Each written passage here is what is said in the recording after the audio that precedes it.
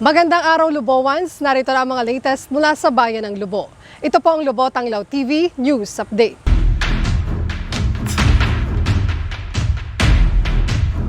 Nagumpisa na ang turnover ng mga natapos na proyekto ng Kalahi Seeds sa ilang barangay sa Bayan ng Lubo.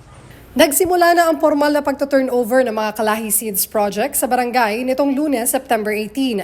Pinangunahan ni Mayor Lota Manalo ang ceremonial turnover para sa Barangay Kalo na may bagong health facility, Barangay Malabrigo na namili ng bagong medical equipment, Barangay Nagtaluntong na may bagong flood control project, Barangay Tayuma na may farm to market road project, Barangay Malalim na Sanog na mayroong public address system o early warning device, at ngayong Biyernes ang pagpapasinaya sa bagong drainage system ng Barangay Lagadlaring, bagong pathway ng Barangay Nagtuktok at bagong health facility ng Barangay Banalo.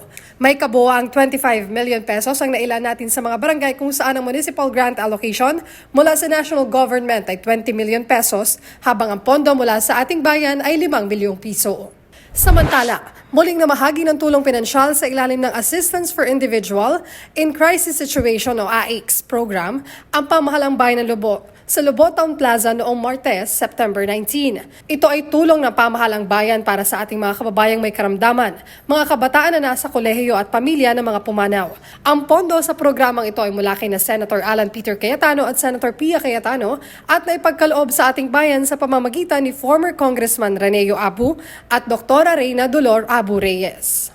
Para naman hindi mapatid ang serbisyong medikal sa ating mga kababayan, formal na nagumpisa bilang reliever doctor sa ating Municipal Health Center sina General Physician Dr. Lynn Silang at Pediatrician Dr. Rosalie Abanilla nitong Webes, September 21.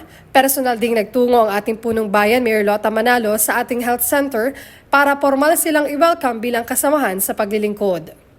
Noong namang Sabado, September 16, nagsagawa ng Unity Walk at Covenant Signing ang mga kandidato para sa darating na barangay at sangguniang kabataan elections 2023. Inorganisan ni Lubo PNP Acting Chief of Police, Police Major Von Eric Pabula Gualberto at COMELEC Region 4A Lubo, Batangas ang aktibidad na pinangunahan ng ating punong bayan, Mayor Lota Manalo.